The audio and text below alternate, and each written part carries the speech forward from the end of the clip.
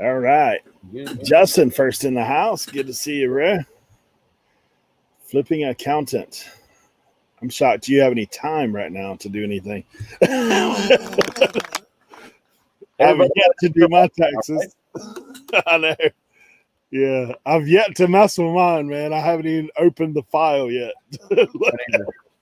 I'm like, try to wait. Guys, Sam will be in shortly. His internet is struggling, so he's trying to sign in, and I think he's having to reboot the whole mess. So he'll be on here shortly. Other than that, Oh, I should have turned my phone. yeah, I'm bad about that too. I should check it.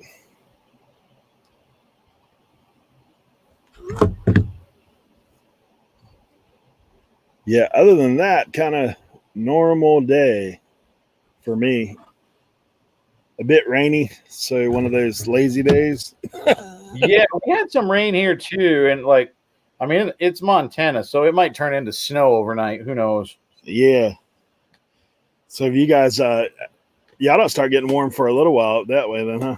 Well, I mean, it's been weird. Like, yeah, was it yesterday? Yeah, yesterday I think we hit 69 degrees, and it got really warm, and then we're like, I think we're supposed to have a low of like 28 or something tonight. Like, I mean, it bounces back and forth. Our spring is super, super weird.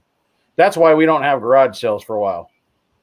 You know, because nobody can trust the weather. I mean, we actually hit one on the way home today. I just happened to see one on the way home from work that started at noon. So I swung over there, and there's so few right now that all the resellers are just hammering them.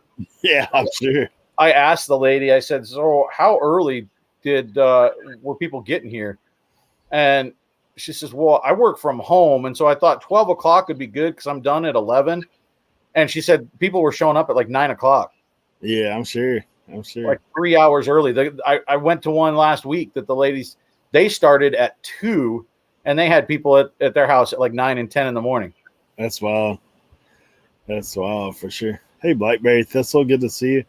I here, man, the guys who usually run my estate sales that I was supposed to go to one today, that got canceled because they both have the COVID. Oh, man. Like they're and they kind of do one like every other week. So I was like, man, I was kind of itching. But I ended up, when I heard they canceled yesterday, I went sourcing and actually did a little RA, which is not normally in my wheelhouse, but I found some good stuff. Hey, Mike, what's up, my bearded brethren? Yeah, we're there. Tim, good to see you, man. Yeah, there is a weird intersection between beards and reselling, isn't there? Like, yeah, or at least facial hair. Yeah, I was rocking a goatee for a long time. I've never actually grown a big beard because I used to have jobs that wouldn't work. And I told my wife the other day, well, back in October, I said, you know what? I think I'm going to try her out, see what I can do. So I didn't realize I'd have so much gray though. It just shows up. Yeah, come on out. There he is. There he is. Internet struggles. Hey, Paul, good to see you. It's Flipping Sports Guy. Thanks for coming in. I can't hear you guys. Hold on. Sorry. You're all right. Let's just screw with them and move our lips and not do anything. Yeah. You guys keep doing your thing. I can't even hear you. Can you hear me? All right. Oh, can you hear me? You got it? Yeah, we got you for sure. Cool. There you Sorry. Technical difficulties here. Nah, it's all right, man. I told Troy, I was like, dude, I blanked on sending you the link till late. I was like, what? Well, I was sitting there setting up. I was just plugging everything back because I unhooked everything from like going to Boston and never like hooked it back up, or just been like running around like crazy. So it's like, oh crap, I gotta set it all back up, and I forgot like how it was all set up. We're good. How you doing, Troy? Good to see you. I'm good, man. I hadn't heard from you in a long time. Yeah, man. I've just been just been laying low and just doing daddy stuff and just trying to just like grow my business, you know. Yeah. How is the dad stuff going, man? It's good, man. What was it? Nana Tink said it the best. Every day is different. You know, it's not really like harder, but I mean, it's cool though. You know, like we just went to Boston to go see my dad, and just to see them connect, you know, two different generations is cool, you know. And then he like met my 99-year-old grandmother, you know. So it's like interesting watching her wheels turn, you know. Yeah. Seeing like another generation come through. So that's cool to have that chance, though. Yeah, I'm glad it worked out. You know, given everything going on right now in the world, like it was. You know, we were lucky enough to make it happen. Man, Troy, you see these guys trying to rope us into some kind of crazy thing. My wife would not be pleased. And the last time when I just had a basic goatee, like years and years ago, for whatever reason, I don't know why. I just shaved it off one day, and I came out. I still remember. I walked out, and she just stopped dead and looked at me and said, "What did you do to your face?" So I can't do that again. Plus, man, it kind of throw off your vibe there. A mountain man wouldn't be mountain man without a beard, man. Right? Like, how does that work? Dude, you'd be like one of the brothers from Duck Dynasty without a beard. It's just awkward. Yeah, you can't even recognize those guys. Hey, there's a new guy here. Mr. Bill, good to see you. Thanks for coming by. Man, after seeing last night, like the guys creeping in on that contest, that's going to be pretty intense. Mr. Bidelot dropping in. I was like, whoa. For Courtney's challenge? Yeah. How many people is it up to, Troy? Is it like 30? She said she filled up whatever Instagram chat holds. That's how many people was in it. Like when they tap out and said you can't message anybody else. So it's a load, yeah. Dang. So it's going to be fun, but also one of those things. I guess you'll really see where everybody's at as far as the whole gambling aspect. Yeah, that's it. I just don't know what to do. Like, it's an interest that Courtney and I talked about it, setting it up, and I mean, we set the thing up, and we still don't even really know how it's going to play out. Like, I don't like, and I don't know what the best way to go after it is. You know, if you're trying to win the thing, like, what do? Do you go for like things you're sure going to sell? Do you go crazy and put up something that is a $300 buy it now, and you put it up at 99 cents to watch it go? I don't know. I don't know what the way to go is. I mean, Eric and I were talking about it, you know, and yeah, you probably should have some, like, you know, I'm in like March Madness like mode. You should probably have some like Duke UNC safety picks, but like also a Florida Gulf Coast pick. You know what I mean? Like it's those crazy calls that's gonna like. Apparently, an Oral Roberts pick because those guys. Well, what throws it too is you can have that stuff, but in the end, you don't have control because viewers, the commenters, are picking the 5 of your 10. So you could get only half of the ones you really want. Like, I don't know what the hook is going to be. You better hope the commenters like you. Yeah. Like, well, it's hard to know, like, what do I pick that I want potentially up? And then what are they going to pick? Out of that. Yeah.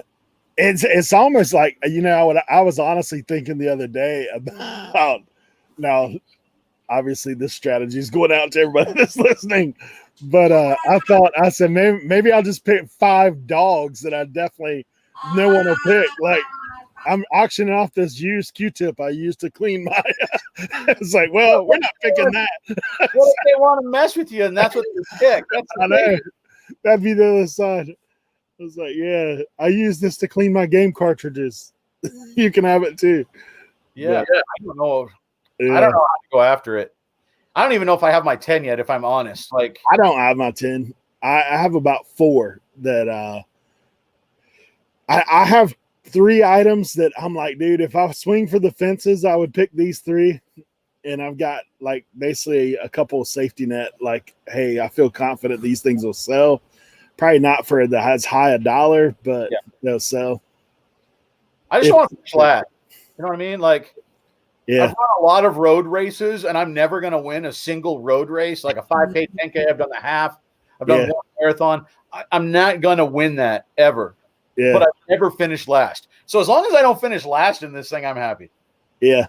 That's Paul. Paul, that's why we invited Paul. Yeah.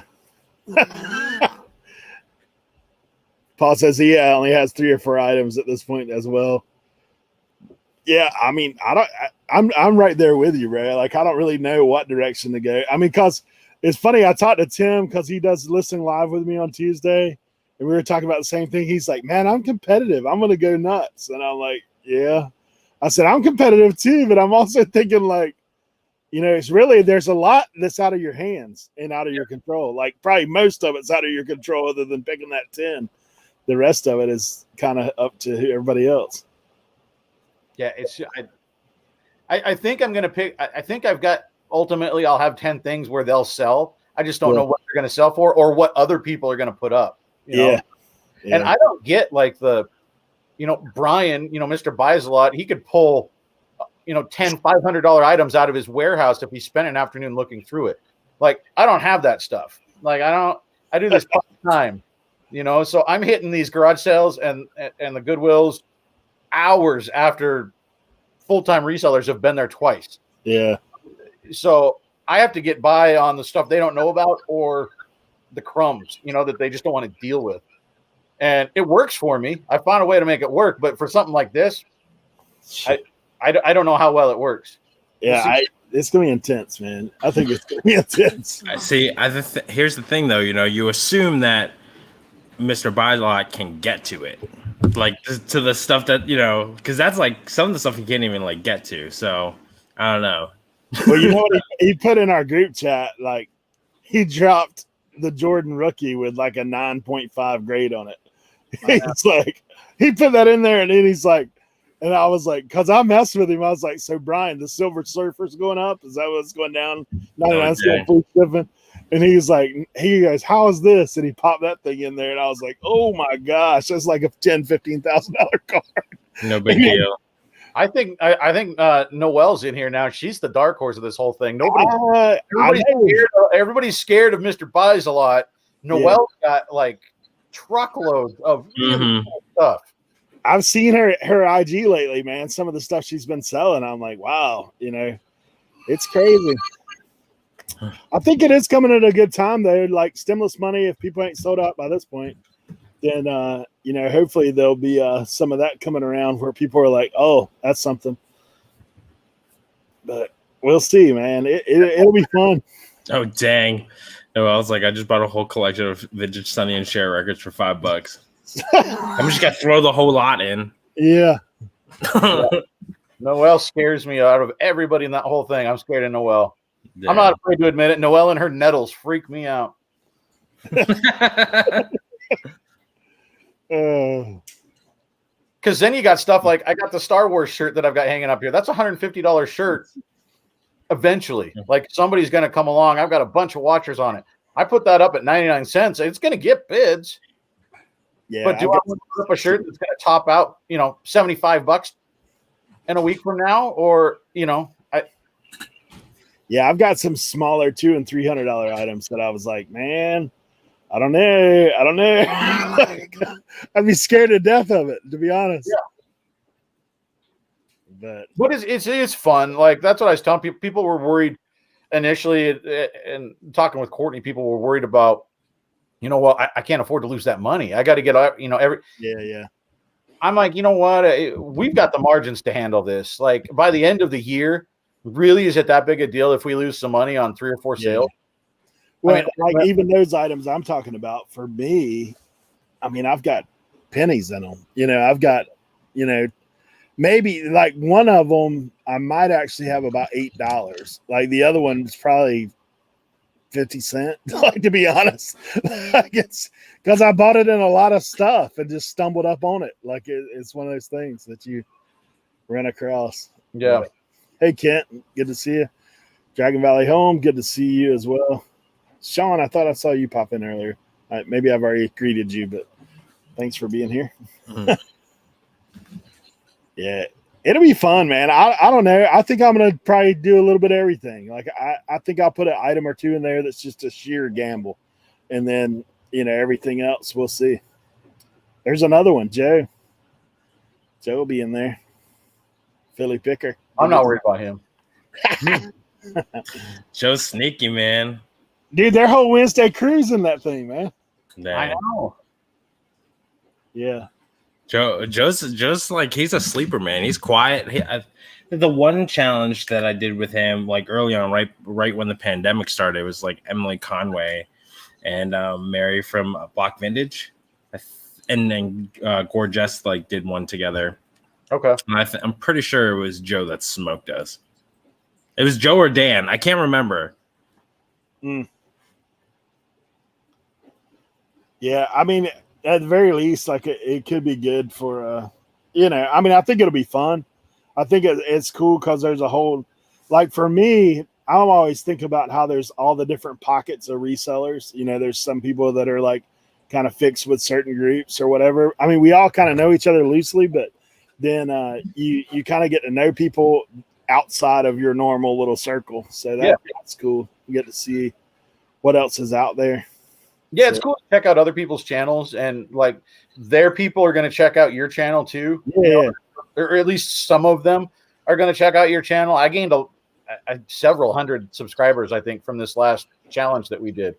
Just from people because there are so many channels out there. Yeah. People can't find them. And so this directs them to somebody and says, hey, maybe you'll like them. Right. So I think that's a win. Even if you end up losing money on eBay, yeah, in the long run, you're picking up maybe some subscribers that stick with you on YouTube. And so I think it's a wash. I think it's going to pay out in the end either way. What I'm waiting to see is if someone's willing to put something like massive on there, like something the shipping's going to be about $35-$40. See if someone's DVD VCR combo unit sitting in there. It's ready. I could list it, I guess. Yeah, I've got a couple things that would probably be like 30-40 pounds. I was like, I'm not messing with it. I don't think so. Dragon Valley Home says winners are here. Hey, Yvette, good to see you. That's the thing. Well, I think too, when I started the challenge, like Emily Conway's challenge, it got me to think too. I was just like new into reselling, and I found everybody's like YouTube channel. So if like you're a newbie getting into it, it kind of gets the wheels turning a little bit more. And like Eric and I were even talking, like just even the guests that we had last week, hustling hooks, and implementing some of the stuff that we've heard over the year of like everybody we've talked to on the live stream. Now we've collectively gotten so much input from so many different people over the course of the year, like just their strategy of implementing data and knowing your sell-through rate. That's a thing for you to look at. And like, if you're not, if you're just getting into it, it's good for you to kind of keep track of that stuff and start to understand like, what's worthwhile. Cause like, I mean, those 3-4 items that you guys have, right? You guys probably feel pretty confident about, for whatever reason, your hypothesis is going to do well. Right. So I think it'd be scarier if you're like, yep, I got all 10. Right. Like you're not really putting any thought behind your thesis. So I think I've been keeping a note like on Evernote. I think I'm up to 8. I think. So we'll see. I've taken down a couple of old listings that have been up for a while that had a lot of views, a lot of watchers, but just didn't get a buyer. Mm-hmm. Yeah. So I might turn that into the auction, refresh it, and it's brand new because it just hadn't sold. Mm-hmm. So we'll see. I mean, end of the day too, I was telling people that were nervous. I said, well, look, none of us really know how the eBay algorithm works, but we're all pretty sure that activity in the store is a good thing.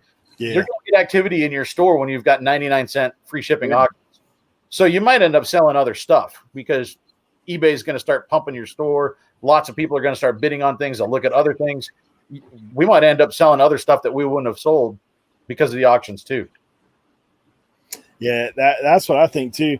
And I laughed the other day because I was thinking about some people that I know that are in this challenge. I was like, dude, you're gonna list 10 items today. That's more than what you normally do. Snap. I was like, yeah, it's funny because I've joked with a few people privately about that. I was like, man, just think you're gonna have a 10 listing day go down when you drop off 10 on Sunday. But yeah. Well, an annoying thing, I thought I had one thing picked out, but I needed to order a cord for it. Like I had everything but one cord. I've ordered a cord and it's still not here. So I'm like, I think I have something. It's supposed to be here on Monday, but it's not here yet.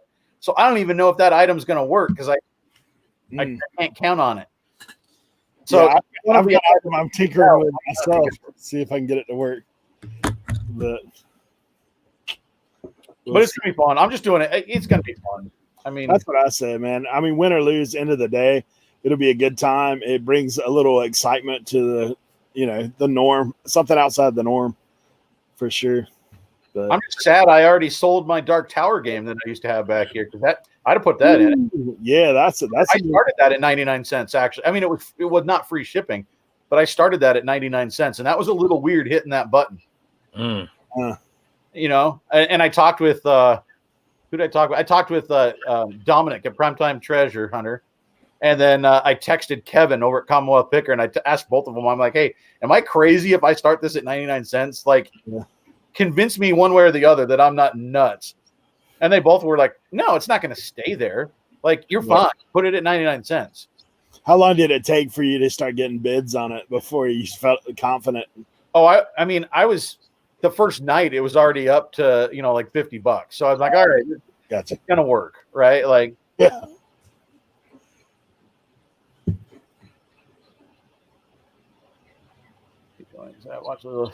Yeah, Yvette doesn't know what our challenge is. Eric, you want to tell? I guess we're talking about this challenge, and maybe not everybody even knows what it is. Yeah, I was like, man, Troy, I'm glad you're on here because I know you know more in detail.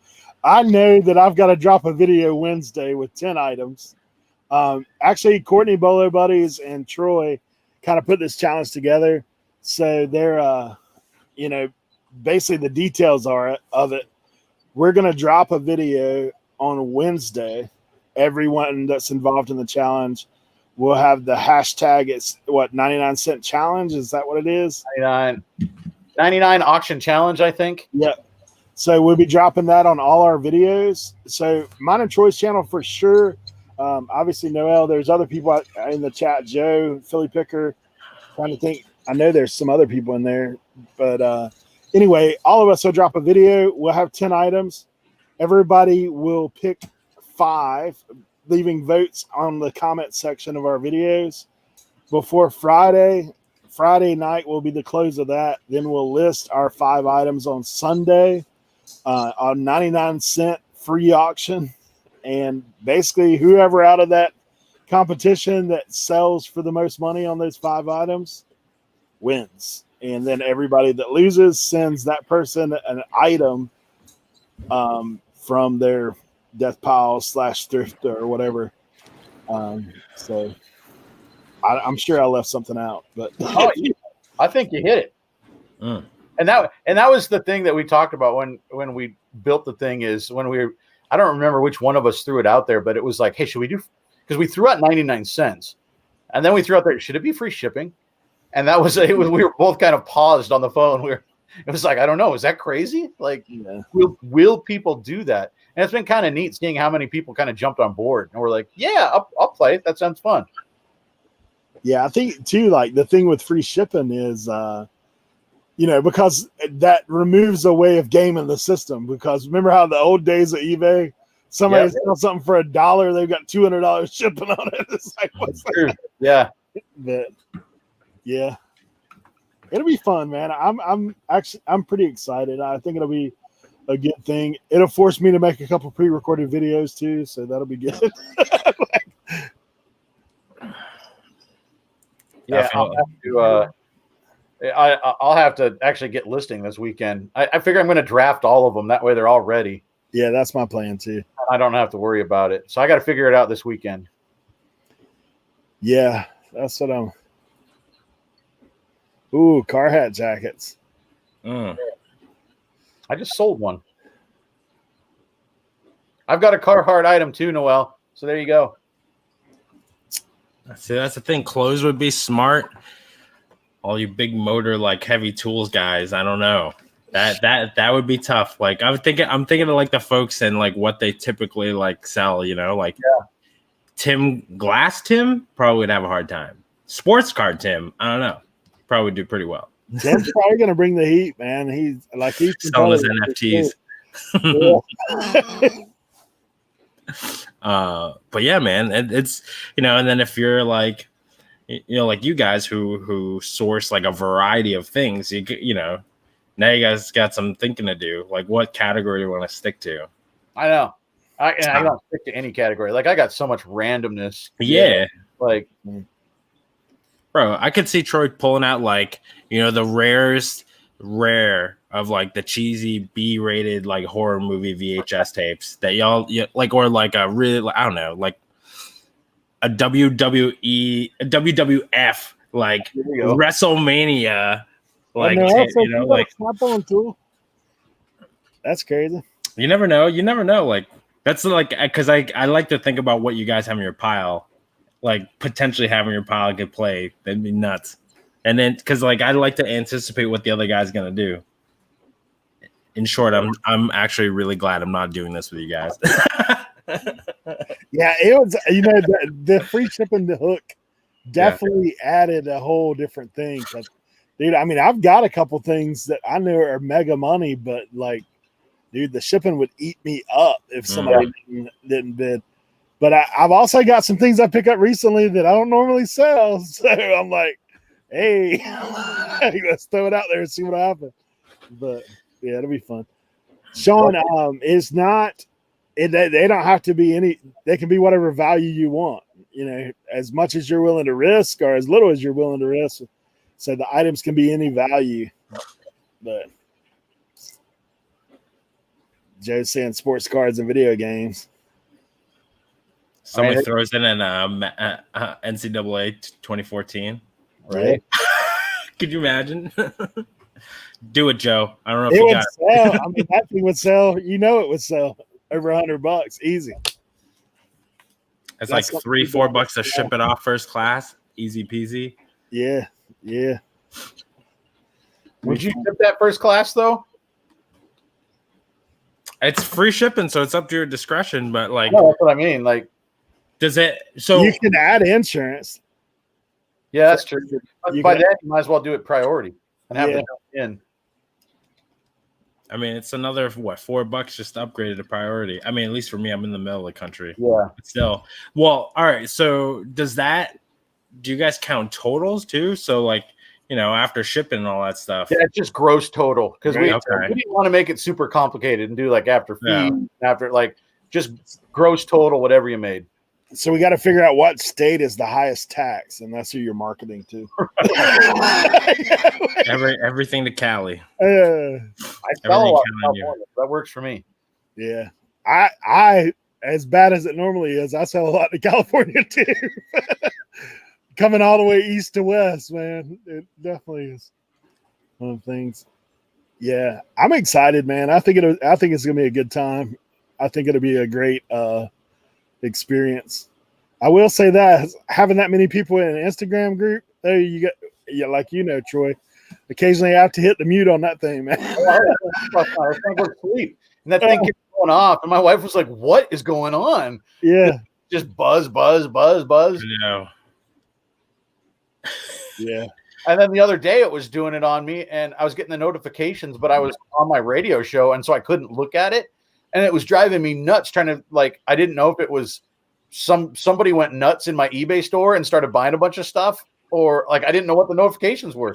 Because sometimes they were coming in, like when I get an eBay sale, it buzzes for you sold your item. And then I get a notification that they paid. And usually it's sort of back to back. So if I get that double buzz, I'm like, oh, what sold? My wrist was like just tingling. And turns out it was just group messages back and forth, back and forth, back and forth. Dude, I butt dialed the whole Instagram video and kind of started a chain. And then I never went on there, but a bunch of people besides me did. I was like, yeah. What is everyone talking about? Yeah. That's what they were like. Hey, Mike, good to see you, man.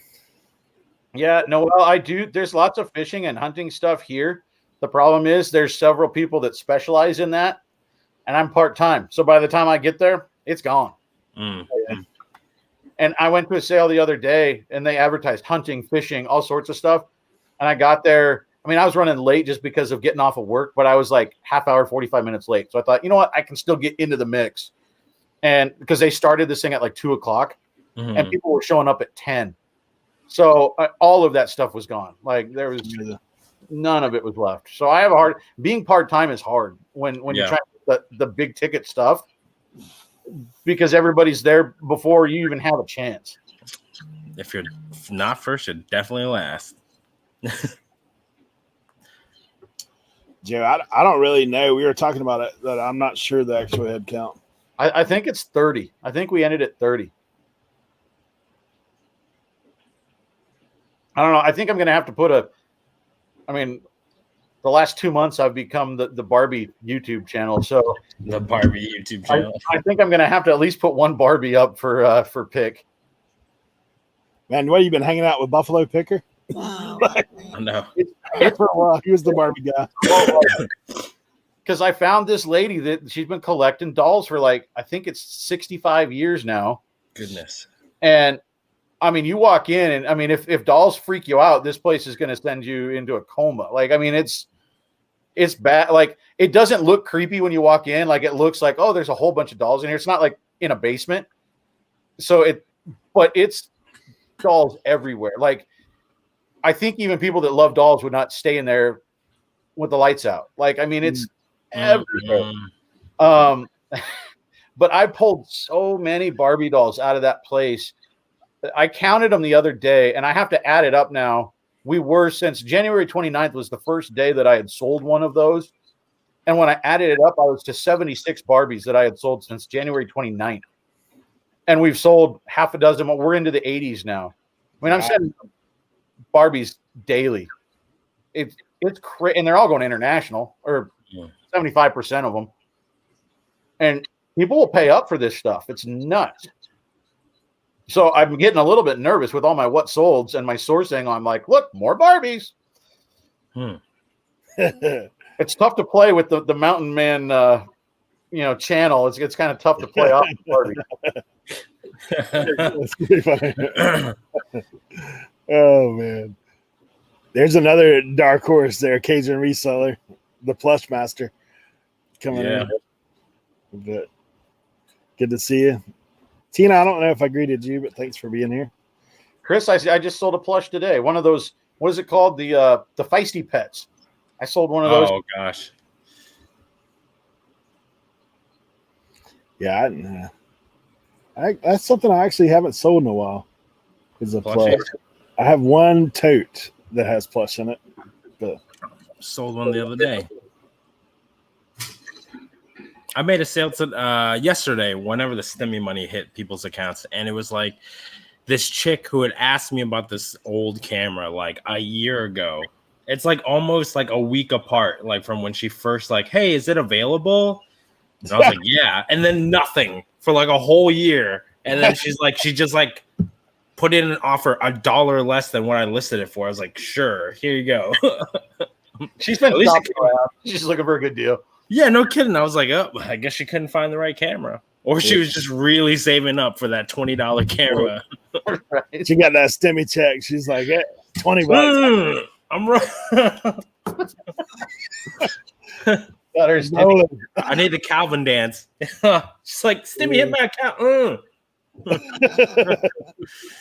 No, here's one that I picked up. It just happens to be sitting here. How about this one? Oh, hell no. I'm sorry. Look, she's crying. You made her cry. Why? No. That's wild, man. Mostly I'm grabbing the end of the box Barbie because those I can scan a barcode or look up a name. Yeah. Oh my gosh, that thing is creepy. Oh. Yeah, when we were at the 411 with I believe it's 411 with Colton and Rev and those guys. We went to this sale and he pulled up these porcelain dolls. And when he pulled the one up, the eyeballs fell in. So it's just 2 vacant holes right there. I was like, no way. Fell though. I picked up. He did. I went to the state sale. It was before I started. I saw. To this day, I wish I had the YouTube going when I went to this sale, because that was the creepy dollhouse. Like the upstairs was a normal estate sale, and then you went downstairs and it was an unfinished basement, which is already a little creepy, right? Like just hanging light bulb lights and dolls everywhere, and not Barbie dolls. Like, I mean, loose dolls. He also restored, so there were doll parts, there were doll heads, there were long arms, legs. It was. I stood down there for 20 minutes watching people walk down the stairs to watch their reaction. Like my favorite was the guy. He got halfway down. I just saw his legs. He got halfway down and he saw what was down there. He said, "Oh hell no!" And he turned around and went back to the stairs. That guy was awesome. But I bought stuff. Like I went last day because I was like, "There's no way they're going to sell all this stuff."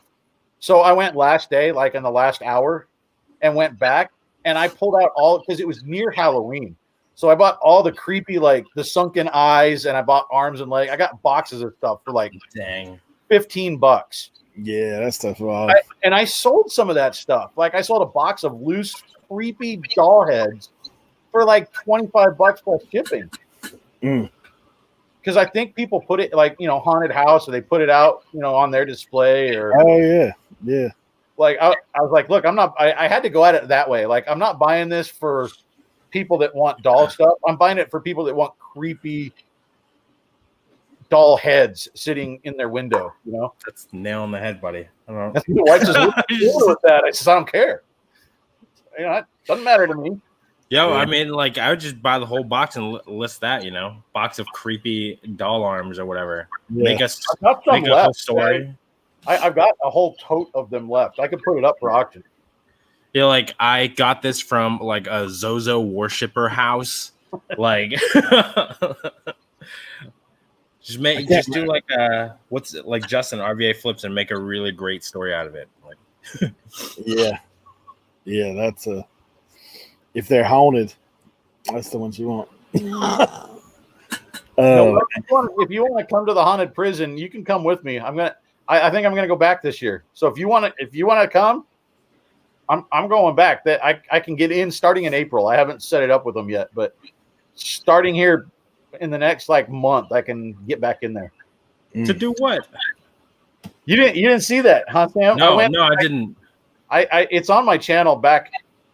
Well, it's on its own playlist, but it's back. I think we did it on Halloween. We premiered it. I stayed overnight in the old Montana State Prison. Oh, you got balls. And I shot a video, and I had creepy stuff. Like I had a flashlight going on and off to questions.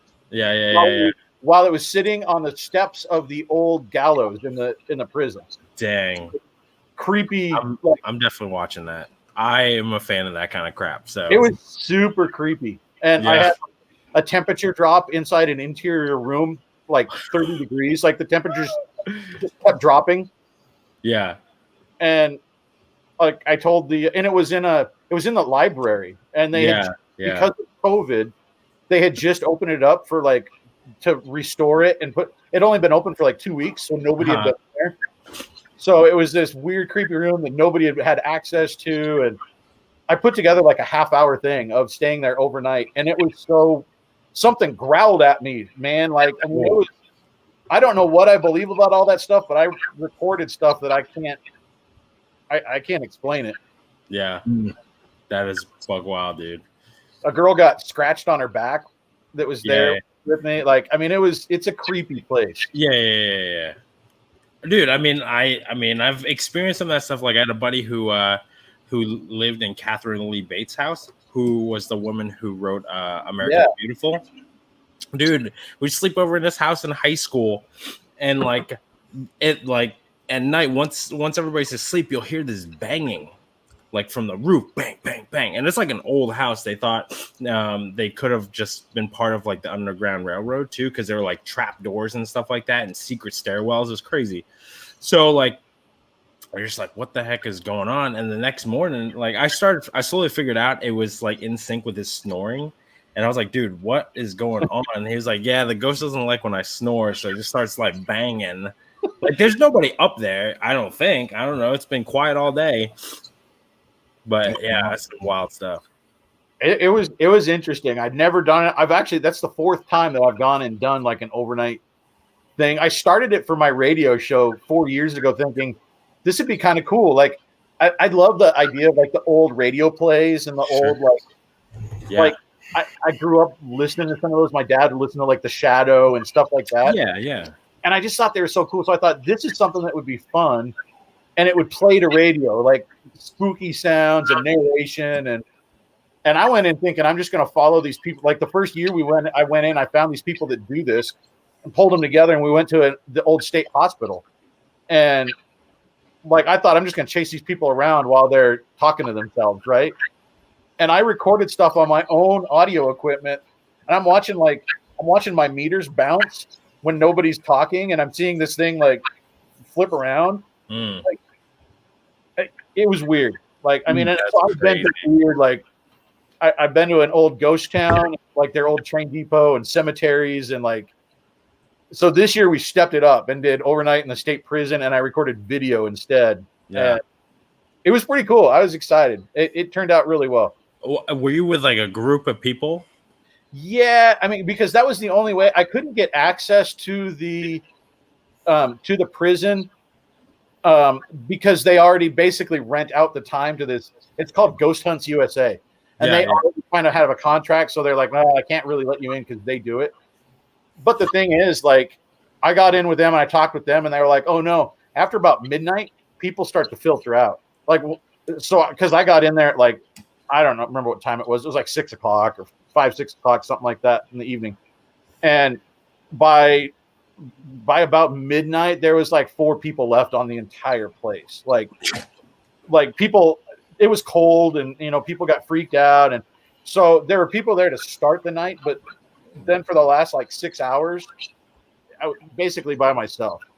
So and we got the roam of the place. Like I went and sat in solitary, like closed the door and sat in solitary, and sat up, and they call it the what is it? The death tower. They had like a prison riot there, and they were holding people hostage and stuff like that. The National Guard actually came in and used a World War II era bazooka and blew holes in the walls to like breach the thing. And the 2 guys that were involved was like a murder suicide up in the tower. The guys that were in charge. And so I sat up there in the tower where they were, and dang, it's a creepy place, man. Like it's super. Like you just sit there and you just feel it. It's just creepy. Yep. Oh man, that's crazy, dude. We're so like Christine and I are like, we've been busy the last couple of days trying to like find a new place to move into. We're about to move into this 100-year-old schoolhouse, and like in trying to mess with her, I freaked myself out. Like I'd open the door, I'm like, "Hey, did you hear kids laughing?" Like, and now I'm like freaked out. I don't know. Hopefully it's not. It's super creepy if you want it to be, because it's got like all these like little pantries and stuff, like little hidden. I don't know. It's like all these little like cubby holes and stuff like that. I'm waiting for something to jump out at me, or like I've watched too many scary movies. Psych myself out. Yeah, that's crazy. That's what Ken's talking about. New Orleans, Ghost City tourists. Yeah, but pretty wild. Dude, I don't know. That'd be cool, man. It'd be interesting. You should you should do when you're going in there. I'm like, you could record your challenge video from in there. There you go. You should be like, first what the crap was that? Like, I was thinking about doing like a live or something from there. Dude, I bet you. I mean, especially like I've seen how well like DC Picker does when he does like his unique live streams, like whether it's like jets flying over or like the DC rides and stuff like that, right. And it like kills it. So I'd imagine if there are ghost adventure nerds like me that would like dig it. Just set up the laptop in a room and let it run for 24, for 12 hours per night. Yeah. Yeah, that's pretty crazy. That's what you could do for your 99-cent auction off a genuine ghost experience. Yeah. A trip with me to the old prison. There you go. There you go. They're supposed to open up. I've been trying to get into there, and they're supposed to open it up this year, next year. The old tuberculosis hospital. Oh, dang. It's never been open. It's been closed down for like 40 years. Nobody's been in it. Like, I'm actually kind of excited if they ever open that up. It's a super creepy looking place. Dude, that's wild, man. I wish I could go with you, Trent. That sounds awesome. Whenever I plan it, I had several people that were like, "Oh, I'd come down. I'd go to that." So whenever we pick a date, I might let people know, and just we'll do a ghost hunt meetup. I mean, like, that's funny because like I would watch like shows like Ghost Adventure and just like see for, you know, if there are places around me.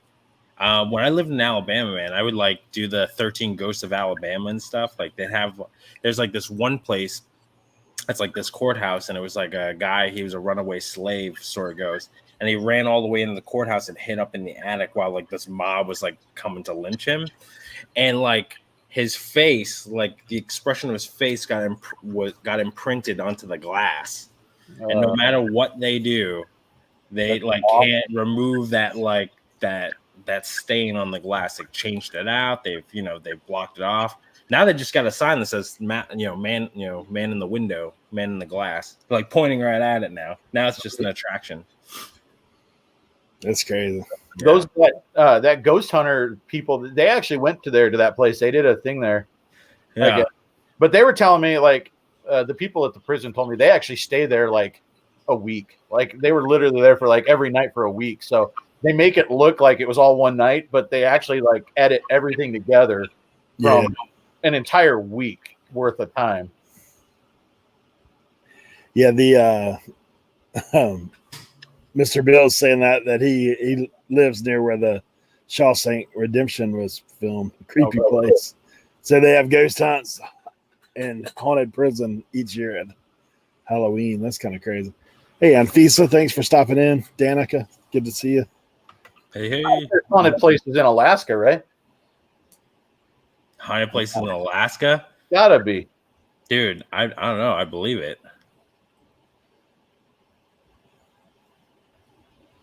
It's a good haunted trail on 30 acres here in Middle Tennessee. Cast of the Walking Dead even came out. That's pretty cool. We used to have a place here that but they've moved it even further out. It's in a pretty creepy place. It's out in the swamp. It's like haunted trail going through the swamp. But yeah, weird. Some of that stuff's pretty crazy.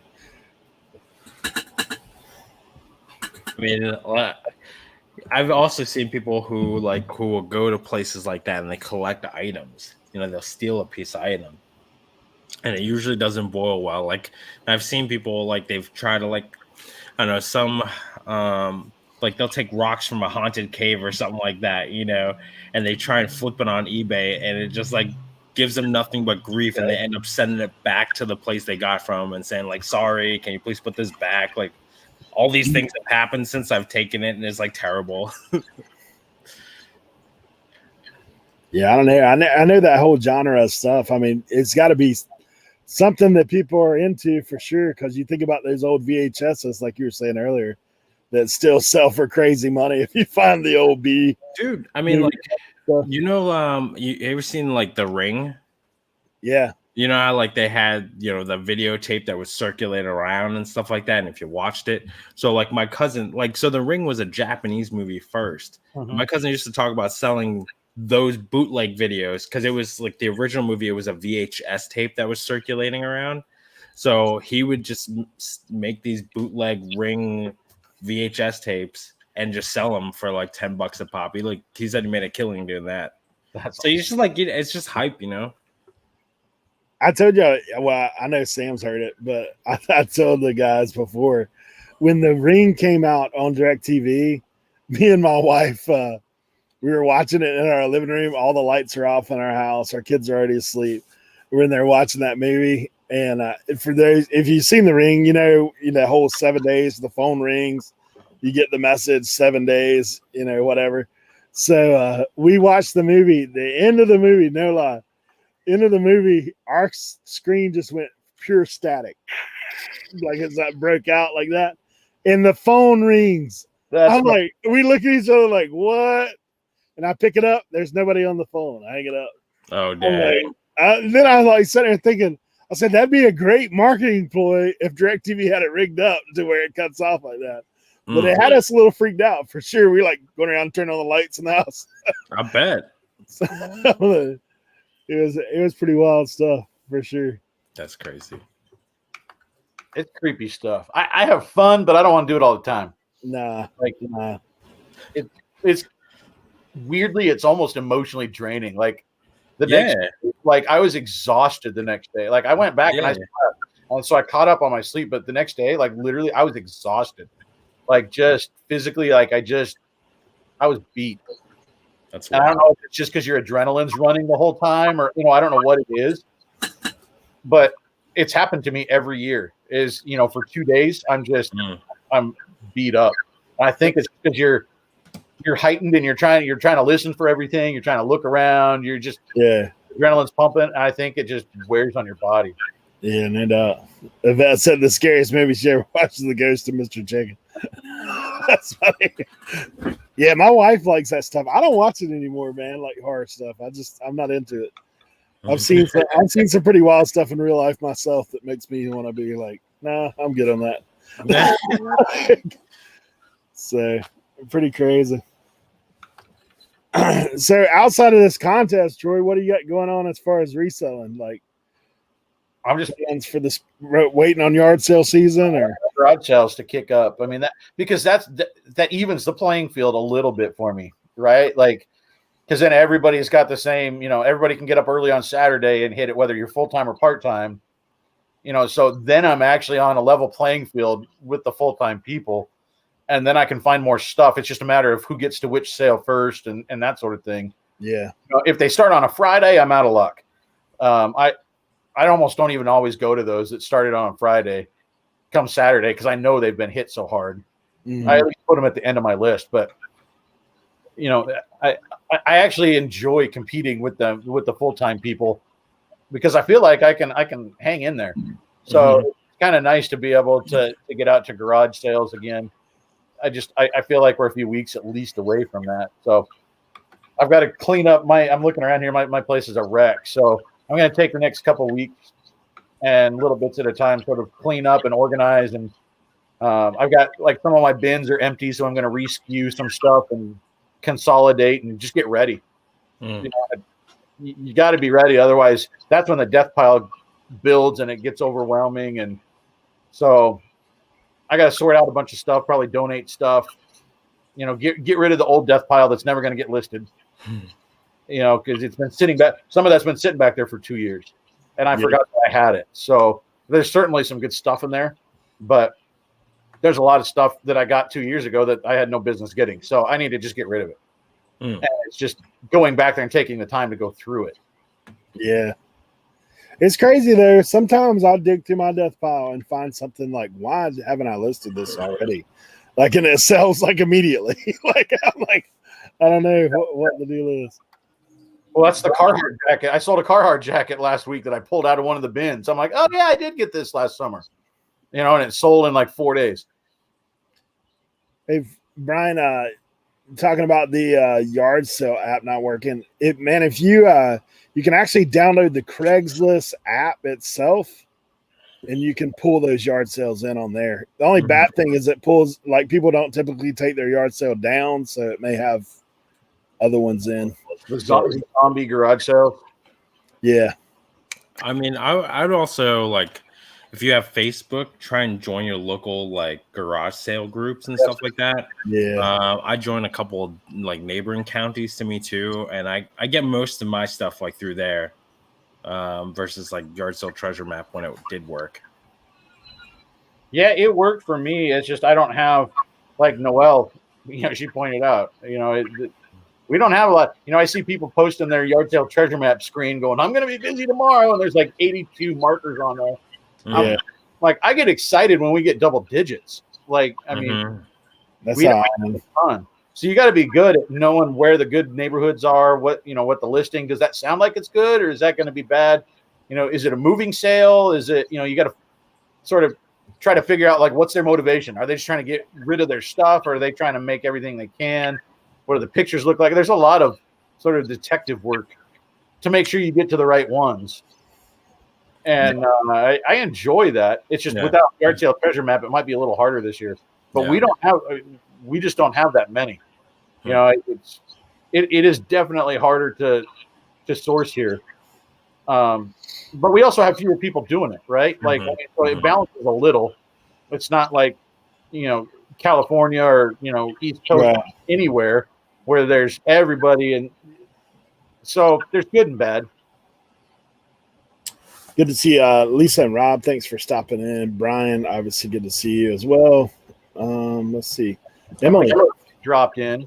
Emily and Marie, thanks you guys for coming in. Yeah, I wish, man, one of these really smart guys with tech would figure out a way to take Facebook Marketplace and have the yard sale pop up in a map orientation. That would be a gold mine. Yeah, I mean, I suppose somebody could just do it manually, right? Yeah, I would think, but obviously it'd be a lot. That's one of those things, like we talk about not charging for things as a reseller. You could charge for that. People would pay happily. Because you're talking about hours of time it'd save you from having to try to figure out where to go and punch in all the addresses, that kind of stuff. No, well, we want to get back to Oregon to visit. So I'll see. I spent about 2.5 years in McMinnville, which is it's a 45-minute drive south of Portland in the Willamette Valley. It's beautiful. Wine country. Really, really cool. Awesome. I like Portland. Yeah. So it sounds like you got a lot of competition for your small area though, huh? Yeah, there's more than you really like.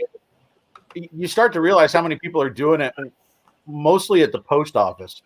When I come in a little bit later on a Monday and I see that counter piled high, it's like, wow, there's a lot of labels on here, and I know they're not all mine. But it does go to show you, like, even in a small, I mean, we've got, just in the county, in our entire county, we've got 69,000 people. In town, it's like 30 some thousand. It's growing, but it's kind of amazing how well this can sustain even a small area, right? I mean, how many resellers clearly are making money doing this to some extent, which I think goes to show how much stuff is out there. Like, if I'm finding all this stuff to sell, I can't imagine what some of the full-time guys are. I'm friends with several of them. I was texting back. Farmer Mark is a guy that he's been he comes to my chat all the time. He's actually a friend of mine here. He's retired. He does this to supplement his retirement income, and he's really good. And he finds all the vintage, he mostly men's clothing, like outdoor clothing. So like wool pants and hunting gear and all that stuff. He can spot it across the store, and he's texting me with all this stuff that he's finding, and it's crazy. Like, he found an old starter jacket, like Dodgers jacket, the other day at Goodwill. He found it at auction at $99. He's already got a bid. He found today. He found a whole bunch of. He thinks some of them might be first edition Stephen King hardbacks. Like, I told him, I was like, well, if you look into them, like, he's got Salem's Lot and The Shining and Carrie and the classic Cujo. And I was kind of explaining to him like how to find out if it's a true first edition, because some of those, I think Salem's Lot will sell if it's a true first edition, like $800 or $900. Sure. The Shining, if it's a true first edition, is like $1,200 if it's in good enough. Yeah. And he's like, well, I learned it from watching your channel to look for Stephen King.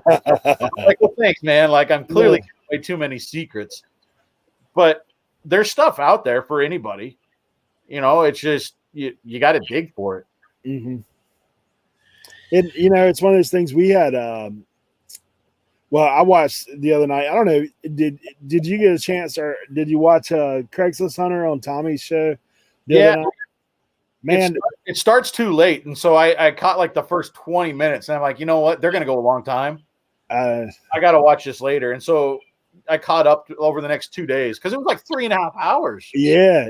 I watched it while I was packing the next day because I can't ever do that.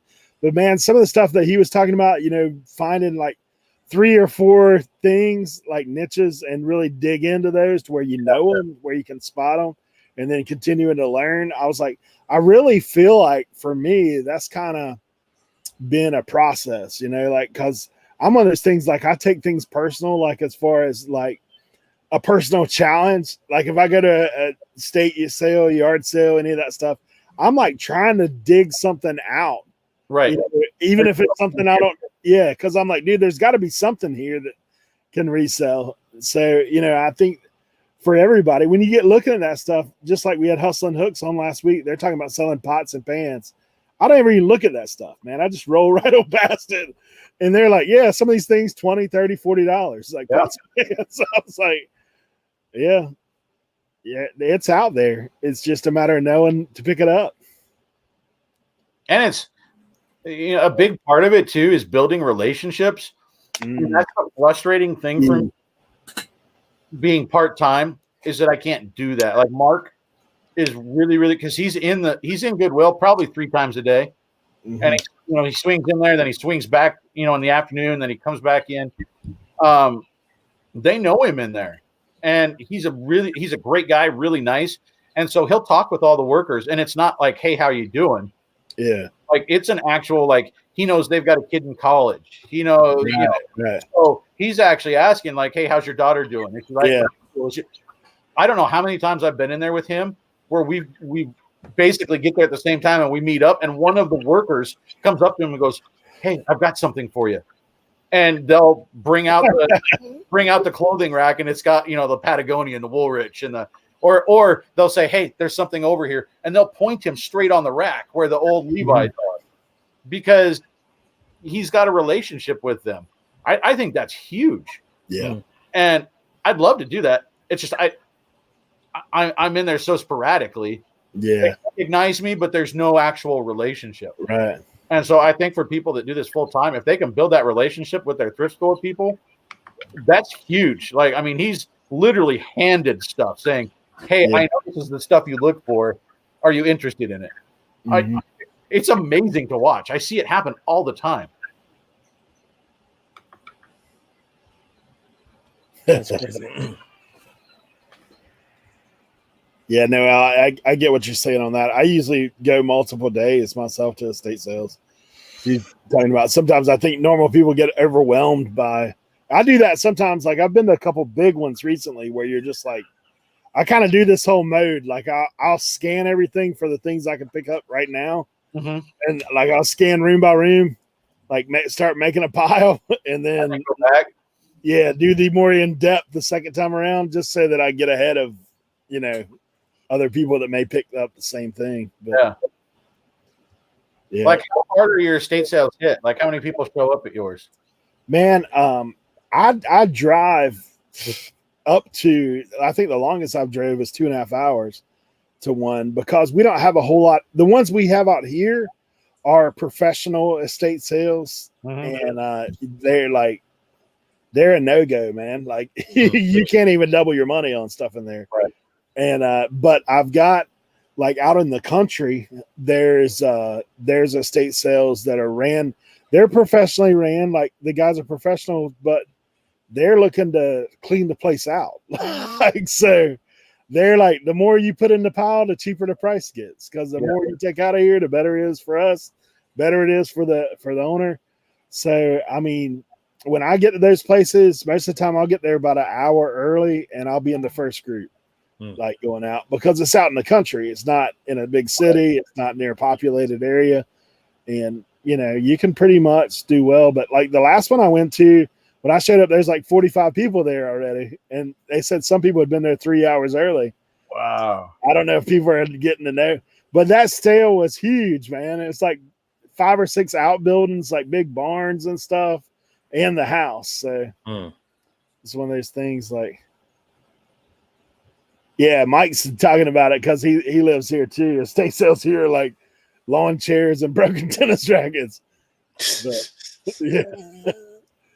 Yeah, because a lot of vacation homes too. Like you'll see stuff where they've already got rid of their treasures, and like they've got our stuff that we see all the time, like beach decor and stuff that they got from Home Goods. Yeah, that's awesome.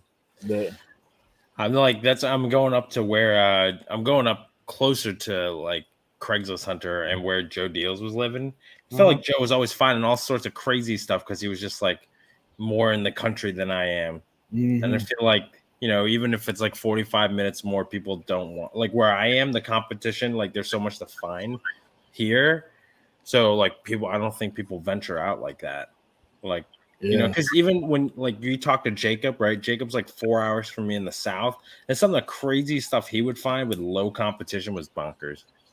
So that's another thing when you're looking at garage sales, like that's a great point, is like a lot of times I'll find there are the weekends where you want to go where like, oh, I can hit 4 of them inside of 30 minutes and just bam. But there's sometimes where it's like, but there's one out there that's 30 minutes out. Everybody else is going to go to those 4. So it might be worth the gamble to go to that one that's a half hour away and be the only one there. Yeah. I mean, you got to judge on what the listing is a little bit, but I've actually noticed the farther you get outside of town, a lot of times the better the stuff is. Yep. I mean, I went an hour out over the summertime.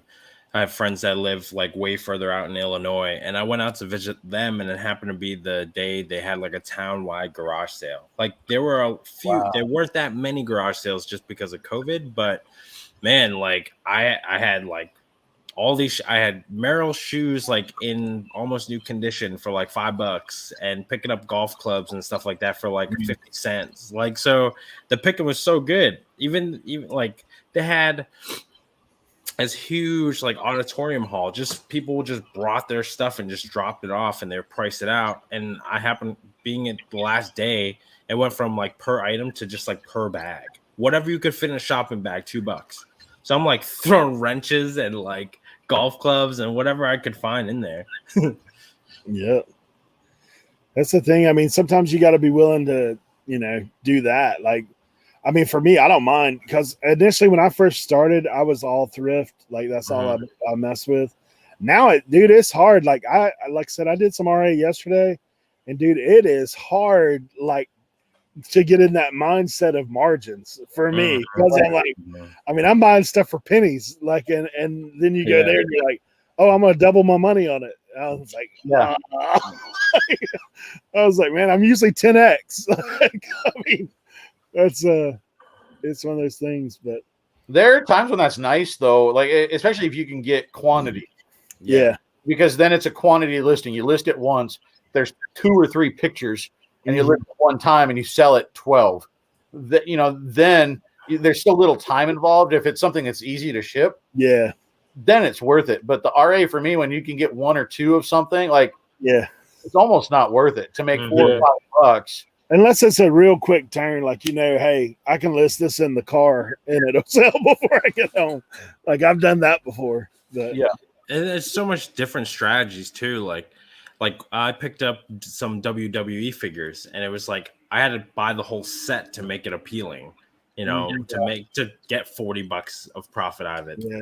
But I had to so it was more than even just like, oh, how much is this worth? And I'm like, as I'm searching, I'm like, why is everybody selling all 4? Did they have all 4 here? Oh, great. Perfect. Yeah. Yeah. With RA, there's definitely more. I think there's more risk because your misses are going to be more expensive. Yeah. You might think, you might chase the hot toy and think you've got it nailed down, and then it doesn't sell and you're stuck with 50 of them. Yeah. And then what do you do? Or if you're patient enough for because you have a bunch of those tree shakers, the dudes who do have the cash flow, they have the inventory, they can drive the price down and watch you just like flounder, and then once the price comes back up, they're still good. Like, you've definitely got to have more cash flow to do RA effectively, where it's not like you just do it here and there. Like if that's your business plan, you've got to have a lot of money to be able to lay out from the jump, because you're, like you said, Eric, like you're laying out $10 to make 20 versus buying a hat for 25 cents and selling it for 15. That's that's a big difference. Yep.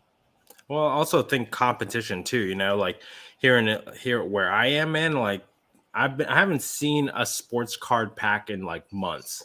Months. Literally, but like I feel like if you go to like rural Alabama or like rural Mississippi, where the poverty line is really low, like a lot lower than the rest of the nation. So like you already know, like even if there's competition, they can't afford it. So if you like have a little bit more capital in them, like you've already sucked the competition down locally. I think. I don't know. It's the things I've gathered from just YouTube and watching guys like Scott, I'm like, it makes sense that you can source like that. Maybe Justin has, the flipping accountant has something to say about that because he's in lower Alabama. And let's keep those people that drive. Like I know when the cards were huge, like they're still big, but when they were kind of peaking, I found out that we have a couple of guys, because I know a guy that works at Walmart, and I just happened to ask him one day. I'm like, hey, you guys never have the cards. Like I see the slot, but there's never even an empty box. Like what's going on? And he's like, oh yeah, there's these two guys I think they were from Missoula or something, which is like an hour and a half away. Like, oh, these two guys, they know the stalker's schedule and they just show up before he gets here and they just wait. Like, so these guys are probably driving, a big 200, 300 mile circle, hitting every little store, whatever the circuit is. They've got it figured out and they're getting the cards before they ever hit the shelf. Nah, dang. Yeah. That's what I know now. Hey Carter, good to see you. I went to my Walmart one day because I just heard, like I always talk to the cashiers now when I go in there that work, like there's like self-checkout right beside where the cards are. So the ladies that wear that self-checkout, I was like, oh, so the card person hadn't been here. Like I've kind of got to know. So one day I found out when they were coming Thursday. I show up Thursday, dude. There's 5 guys walking ahead of me, man. I was like literally as soon as the door opened, they're standing in line at the door. I'm like, what's going on? Like, these guys. Yeah. So it's kind of crazy, but that's the same thing though. That's a gamble. I bought some cards that I finally sold because I was like, man, I can't budge on the price because if I go down, it like to where people are selling it right now, there's no profit there. Like I've basically just wasted my time. So yeah, it is. It's one of those things. It's a calculated risk for sure. Yeah. And RA in general is like I'll scan that clearance aisle when I go to Walmart now. When we go there to pick up something, I'll run down the aisle just to see if there's anything there. But I've just got to the point where it's not that much fun for me. No. Like every once in a while you can kind of, when I have a couple things, like I have a couple like die cast cards that I know about that I sell internationally every year, and they sell all the time. Every time I pick them up, they sell. I'll still get those because I know they're gonna sell. I'll make a few bucks on each one. Yeah, that's fine. But in general, as a business model, I couldn't do it full time for me. It's like selling books. I don't want to stand there and scan every barcode to find the one book that's worth my time. Yeah. And anything else, you can get to know, like, what you're looking for. Yeah. It's just not fun for me. Actually, some of what I picked up the other day, RA, was, how they've done that cross section with Masters of the Universe and WWE. Yep. So I found, I tell you what happened that was kind of crazy. So our toys aisle right now, obviously Walmart is smart business people.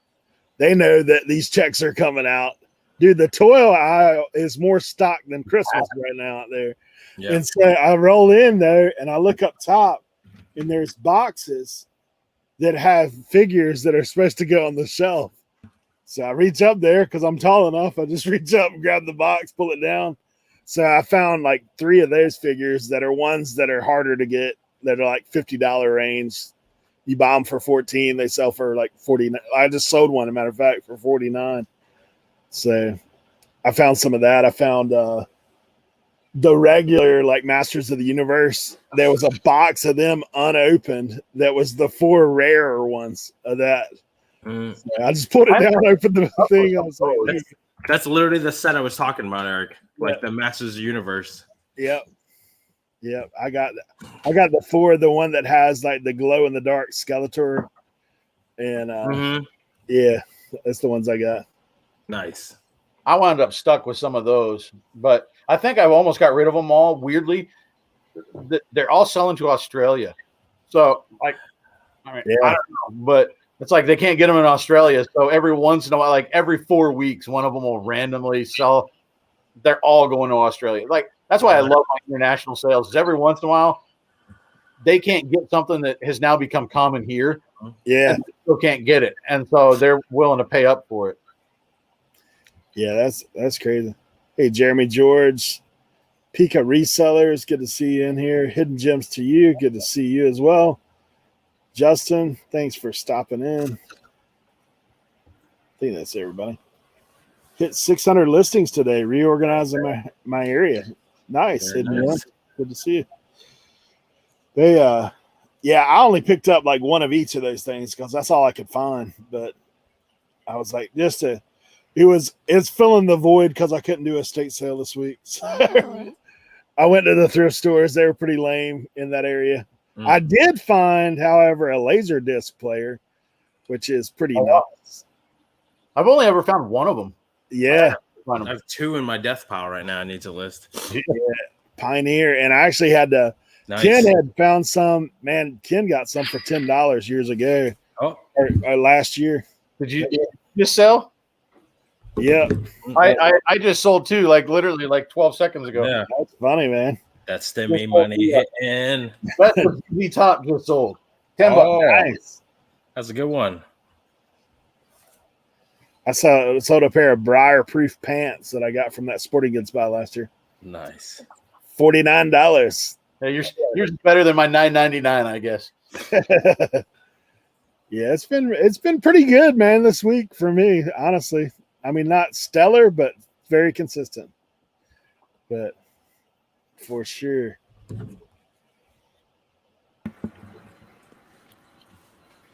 Nice. I actually sold a pair of those pants yesterday too. And that was a death pile listing about 2 weeks ago. That I was like, oh, I should list these things. Briar Proof pants, and they're all like big boys. 46, 50. Isn't it crazy how you go into your death pile and you're like, oh, yeah, I did buy these. Yeah. Mm-hmm. But that's part. I don't know if you saw that. It's been a minute. Like last year, I got that bought out the inventory from a sporting goods store that was going out of business. Right. And so I'm still selling that stuff. I'm thankfully, man, high school's actually having baseball a little bit this year. So I've started selling some of that stuff because I have tons of that. I know. Baseball pants and sliding shorts. I sold a softball glove a couple weeks ago. Yeah. I've got tons of that stuff still. That's good. I should put up some of my cleats. I have a couple football cleats that I need to put up. I held back last year. Them up. I've stopped picking those up because I can never, like, they take forever to sell. Cleats and track spikes, like track shoes. Track spikes I stay away from. Take forever. Even like the really good ones, they just take forever. Yeah. Because a lot of those track kids, they just rather buy them new anyways. And it's like their whole feel thing and breaking in and all that stuff. Yeah, I've even sourced that stuff. Last year, man, I went to Marshall's and bought. I mean, I was buying shoes for like $49.99, $1.99 cleats, and I bought a whole buggy load of that stuff. And it hasn't moved, man. It's been, of course, like I said, COVID came and wiped out the sports season, so that kind of hurt. But football is playing, like our high school area now is playing now. They didn't play in the fall; they played in the spring. Oh wow! Oh, okay. I was gonna say it's like early because I'm thinking summer's coming, preseason, so camps and stuff like that. Yeah, and then usually you have like little spring camps and stuff. So, and then you got baseball now.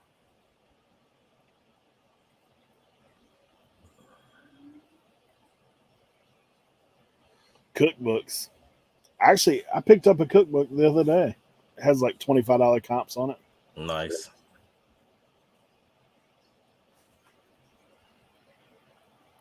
Yeah, man. Well, I think you guys are gonna kick butt with the competition, though. Given how much y'all got. I went sourcing specifically for that challenge the other day because I was like, you know what, I need to find some things. So like I had that in mind of like I want sell through and something that I'm pretty sure is going to go, even if it only sells for $10. I want my 5 things to sell, right? Like I don't want to. I don't want to be the guy that got no bid. So I actually have a vintage vintage baseball glove that I think I'm going to put up there. So there you go. Now you know one of the Noel. Take notes. It's good. It's good. Like it's a good one. Like it's a high dollar. It's a high dollar sale. Nah, Mike, that weren't me, man. I didn't grab the Betty Crockers from the 60s. He must have some at his thrift store. Or he might have used to have them. Hey, I got a question for you. Like, this is like nothing to do with you directly, but reselling in general. I've noticed the past 3 or 4 days, do you ship much with FedEx, like heavier items? Not much. I mean, every once in a while. I like typically general business plan because I'm part-time is like I'm packing. I get home at like 1:30 and I have about 45 minutes to pack before I pick up my daughter at school. And so I like to be able to pack in that time so that I don't have to go out, get her, come back, pack again. And just, so I like the simple, easy to pack items as much as I can. So typically for me, electronics or heavier items, I'm shipping FedEx because it's cheaper, like substantially cheaper. But the past few days, man, I don't know if FedEx has changed their rates and I just weren't paying attention, but they are higher now than the priority. And now UPS is a little cheaper, which is UPS typically it was the like third option for me price. So I mean, I've just noticed that I've had a few packages, not super heavy, but like the 8-pound range, you know, like combo unit kind of stuff. And I was like, man, what's going on? Like this, I've never seen it like that. And even looking at where it was shipping to, I was like, man, typically for me, especially going like West Coast, FedEx is always cheaper. But I don't know. Is it bigger? Like the dimensional weight went up, or I don't know. I don't know what's happening. I mean, I ship with the same box all the time for those combo units. Yeah. So I don't know. I don't know if something's happened. Maybe FedEx and eBay have had a falling out, or eBay's taking a bigger chunk. We don't know. Yeah. I've got some of those to list. I've got the one that's out in the living room that I'm ready to plug in and test. I got like 3 of them. I tend to list one at a time. So I'll list one, and then whenever it sells, then I'll list another one because I don't want to have to deal with packing multiple. It's not hard. It just takes a little bit longer. So I don't want to have to deal with packing up multiple DVD, VCR units, whatever they are, all at once. I bought boxes specifically for those now. So I'm like, you know, I can bubble wrap both sides of the unit, stick it in there. Yeah. To go. But actually, at this last estate sale I went to, I got 2 Magnavox that are like $100 units in their own box, and they had the remote still in the bag. So I'm like, yeah. So that goes in the listing. I'm sending it in its original box. Yeah. And that's what I did. I generally will put plastic on them on top. Honestly, I just use like lawn trash bag, cut it down, wrap it up, Christmas present style. Yeah. Let her go out. eBay tape shining. Yep. But yeah, I didn't know. Maybe somebody in the chat has experience.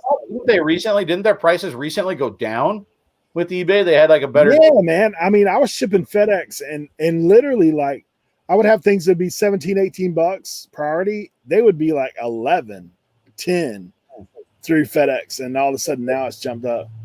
Noel, thanks for the super chat. Awesome. Man, that's awesome. Appreciate it. She said we're great sports. Yeah. I'm serious. I'm not even like throwing it around. Like of all those 30 people, my money's on Noel, if I'm honest. Like, There you go.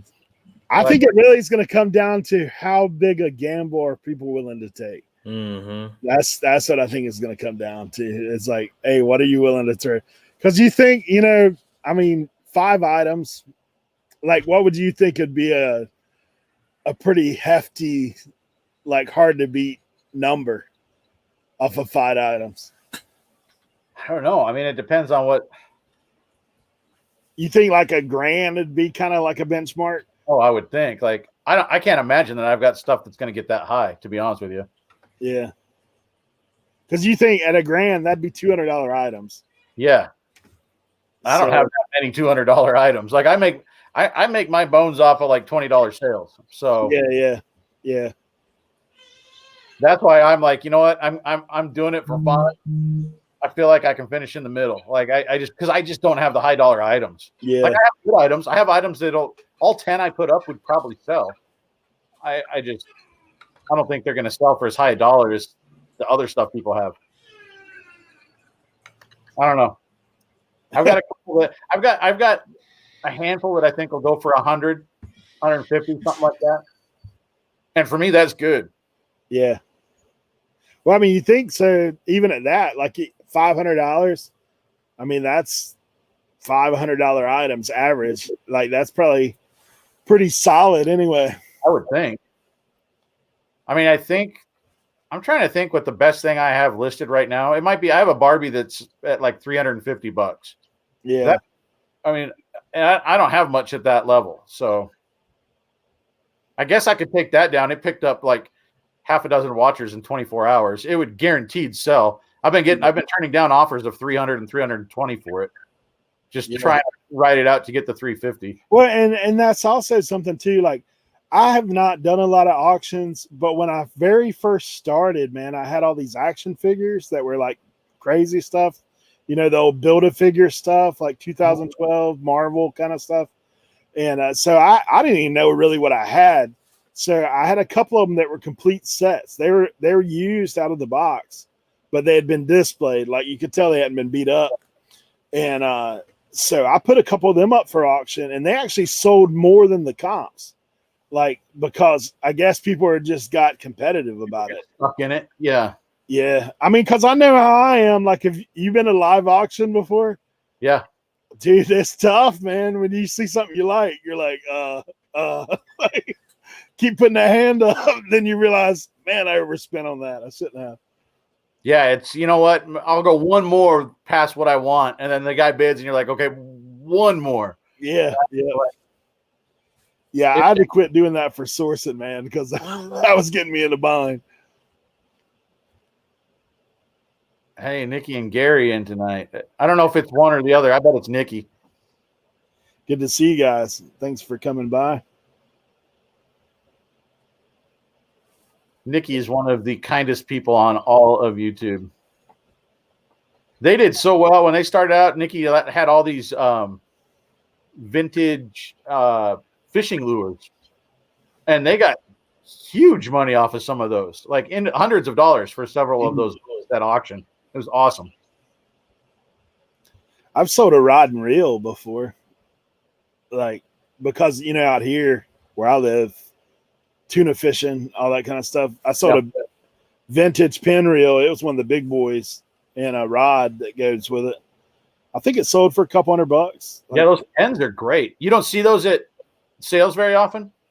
Nah, out here, man, like most people are kind of stingy with that stuff, man. Like, because we do have a lot of it, but a lot of it like gets regurgitated in the fishing community. So he said 1,034. Yeah, wasn't that awesome? That's crazy. Uh-oh. No, I was laying it out. Carhartt Super Shooter, 2 cans of paint, 2 babies. You can buy babies out there now? That's messed up. All the AutoCAD books, Canon lids, $78 is what she got, I guess, at an auction. pay that off with the super shooter. Dude, I finally sold mine, man. I had one that I picked up, obviously a la Commonwealth Picker. I've got one. I don't know where it's sitting somewhere. It's sitting back up here.